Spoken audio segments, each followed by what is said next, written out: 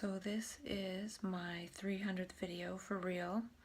I did a 300th video on the 7th as one anniversary, but this is more of a real anniversary. 300 videos that I've edited talking to myself in the last year, under a year, because June 20th was the start of that. And it's been a very interesting journey, and I was just editing the last video I made and I ended up with a bunch more extrapolations. So I will talk to myself for my 300th video, do some extrapolations, and then next video I want to share some things that I wrote while working in the mental health system, and that'll probably be 2 videos, and then hopefully it will be moving on from some of that. And maybe I'll also put a video of me in psychosis in the mix, just to share some of that past context. And that video really shows that what one is embodying is what is being given voice to. So I was embodying being a homeless person, and I sure felt like one, and I was scared and cold and terrified, and that's how I was speaking, and it was very scary. So opposite of that, I'm moving towards hopefully embodying something else, and that's why I would like to leave behind this conversation about mental health.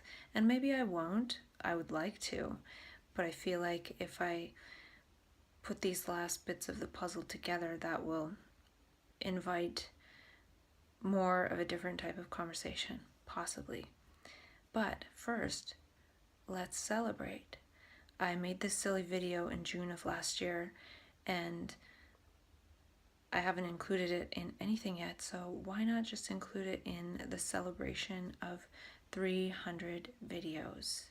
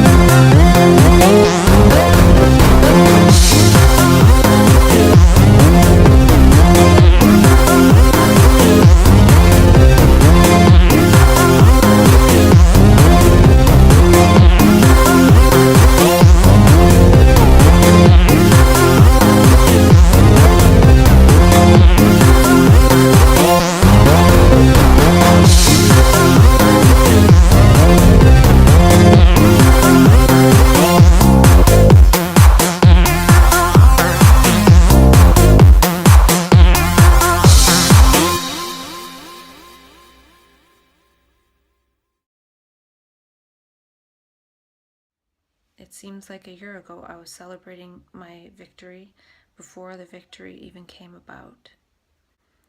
So no time to waste, on to extrapolations. No need to get lost in the 300 video marker. My next marker is 365 videos by September 11th, and I'm hoping that the next set of videos after June 20th will be somewhat different. And I just realized that I can get an Apple Watch, and that would keep track of my heart rate, and it's only maybe twice the price of a Fitbit, but a Fitbit doesn't really do as much as an Apple Watch. So I think for twice the price, it has way more than twice the application and value.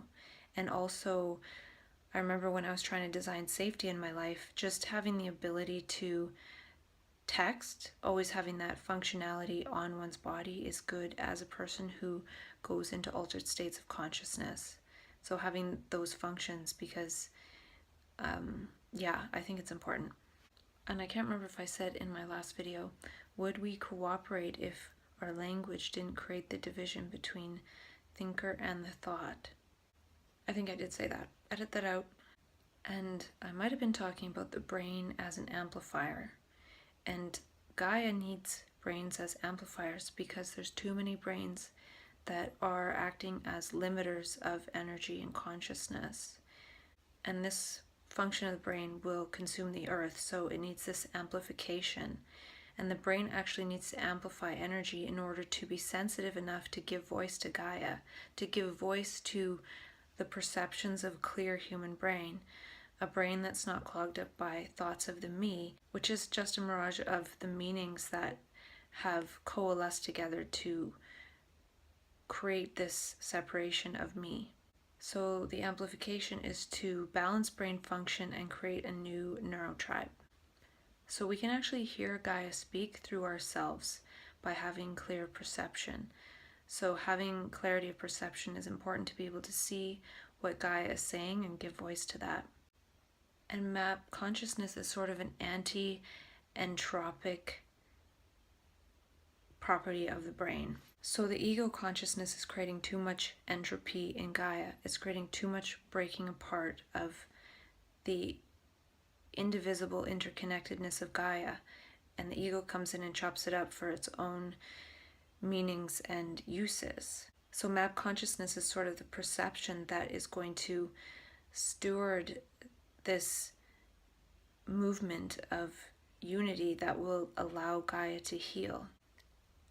And meaning, a lot of meaning can be extracted from a very small perception, when usually our large perceptual field is limited by past meanings of the ego, which are meaningless in the moment. And can we go from using our brain to remember to a function of transmembering? Can the brain be a member of translation instead of repetition, regurgitation, and can it be an ampli member? Can it amplify? So instead of speaking in terms of I remember this and I remember that, can we say I amply member this and I transmember that? Meaning we're using our brain for something totally different than recalling the past. It could be related to actually translating something we see. So if I have an insight or a perception, I could say I transmember or I amply member, which actually indicates that I'm seeing something in the moment and amplifying it and translating it into words, into human experience, into human perceptions, but it's not meeting the moment with past memories and then saying the memory in response to seeing a moment. So we're not being reminded of something, but we're actually amplifying something. And I'm seeing now that since we meet the moment with our memories, if we see something in the moment that we perceive, we don't generally talk about that perception, we actually talk about the associated past memory. And I'm seeing now that it's mainly because we don't speak the language of the moment. We speak the language of the past and we speak the language of the me. So we recall our me memories and then relate that story, as opposed to being vulnerable with our perception of something that we're able to extrapolate from the pattern of the moment. And I think that's what's happening when we go into map consciousness, so-called bipolar or omnipolar or trans consciousness, is we start to speak in a different way. We're actually speaking what we see in the moment, and sometimes that gets mixed in with past associations because we still speak that language in our brain, but it's an attempt to move towards harvesting the perception of the moment and speaking as that instead of having some kind of perception-like experience, but the association comes in so fast that we share that story. We don't share this transmembering thing. We're not this membrane of translating this moment that we're in contact with. We're using our brain to recall past memories and share those. We're not able to actually share the moment. We're sharing our past. So that's something new. I've never quite seen it like that, and seen it as we're already kind of doing this, but we're usually recalling our past and associating. We're not willing to not know. We're not willing to let go of what we know and what we're recalling to really see the moment and see what that gives voice to, because it's always giving voice to the past associations related to the moment. And if we're able to drop that, then we're open to a wider array of what we can see, because we're not always trying to see our past memories and pick out the bits related to our past memories. We're able to pick out a lot more bits, and that could be what is actually loosening hold when we're able to perceive way more and access more information when we go into map consciousness and trans consciousness. And that's again related to how we always relate everything to the me, to the story of the me, to what the me knows, which is very small. And today I met this man named Donald DeSimone, and he wrote this book, Bouncing Back with Momentum. And I haven't read much of it, just the first chapter so far. But I like how he says human beings can bounce back even with momentum. Whereas if we drop a ball on the ground, it's not going to gain momentum. It's going to only bounce up lower than it was originally dropped. And with humans, it's different. If we're dropped to the lowest of the low through the process of the mental health system, we can actually bounce back higher. And can we get the momentum of the universe on our side? And at the end of chapter 1, he asks a few questions. And one that I like is, can others improve their life by using your ideas? And it's talking about making a difference in one's life and in the lives of others. And I sure hope that at least one person might benefit from one of my ideas. That's kind of part of the point of this. It's nice that doing this is actually helping me move forward, and hopefully at some point I will feel forward enough to move this out to others, and hopefully others might benefit from some of these ideas. And what can you suggest to others? I don't know. I've made a lot of suggestions to myself, just to myself, not suggesting to others. I don't know if I want to make any suggestions to others per se, because I've maybe created thousands of ideas, and to say I suggest one thing actually shows that I'm lacking insight and perception, because insight and perception is infinite.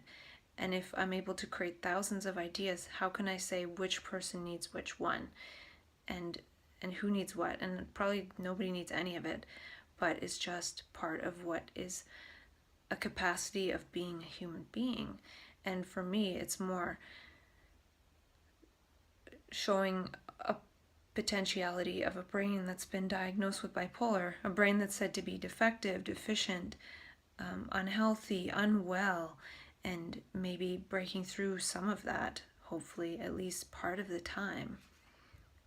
And maybe then awakening some possibilities for other people, and it's the possibility that will create for others, not any particular suggestions. It's opening the brain to possibility again, because our brains were open to possibility. So I'm not suggesting anything that anyone who's kind of like me might have not already been in contact with. I'm just making it more into some kind of illustration by putting it on video. My only suggestion would be see for yourself, and don't believe anything anyone says, not me, not even yourself, after you finish uttering the words. Because that's the only thing that leaves space open for the next perception. So to have a couple perceptions, a couple tips, and then say, these are my tips, 1, 2, 3, 4, 5, 6, 7, 8, 9, 10, that's hanging on to something. And the whole process of bipolar is we can't hang on to anything. Nothing's guaranteed, not even the structure of the ego me. So to form some of those structures and attach them to the ego me and then go around sharing them is missing the point. The point is there is no point. There's no point where this ends. It just keeps going, keep moving. So I might read more of that book because it seems interesting. Interesting timing. And the way he explained the book to me was quite nice as well. It was something to do with creating meaning and blah blah blah, and something related to what I seem to already be doing with myself. Did I contribute to how people who are labeled make understanding and make meaning for themselves? And by believing everything that's told to us in the mental health system, we're not making meaning and understanding for ourselves. We're trying to understand what we're being told to believe. And a lot of times there's some helpful stuff there, but there's also things that don't resonate with our experience. So if we can make meaning based on that, it could provide a wider, more meaningful container through which to move through some of these experiences. And again, not telling anyone how to understand oneself. There is no how anyway. There's understanding moment to moment. It's not a how. And I came up with something related to that when I was extrapolating my last video, which was, who is a set of meanings? The meanings as in MEANINGS. Sometimes when you split up words in weird ways, it makes more sense in terms of thinking in this way. So the meanings create a mirage of the who. The circular meanings related to separating oneself from reality create this mirage of a who. And it seems like some other similar structure, and it could be the meanings of the ego too, create a mirage of the how. So only by abstracting and separating ourselves from reality do we sort of abstract a how, instead of observation and moving step by step with the moment without abstraction. So abstraction creates the how and the who. So that which seems to abstract is actually an abstraction. So the me, the ego, the who, seems to be the one thing that's abstracting, but the abstraction creates the separation. So when it creates that separation, it invariably creates sort of a subject and an object, but it's just a split of the abstraction process by abstracting reality. If the brain is creating and moving with the moment, perception and action in each moment, it doesn't abstract the me separate from the moment asking how. So when the me comes in, it means we're not creating, we're not in creation. We're not part of creation. We've abstracted and thus created this perspective of being separate and then asking how as a who asking how. And really this is understanding eternity, where there's no time. There's no me separate from everything else. All is just eternally one. So in this process, in this state, the brain can amplify information and unfold information, and the information is folded up in reality, the information and energy, kind of like origami. And even when you think about DNA, it's folded up and coiled and curled, and all that information is folded, and it only actually becomes available when it's unpacked, when there's a signal to transcribe it in some way.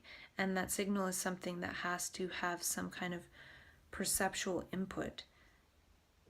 The cell has to perceive the signal, and that perception has to be passed on, and then the information can be unfolded and create a structure to actually move based on that perception.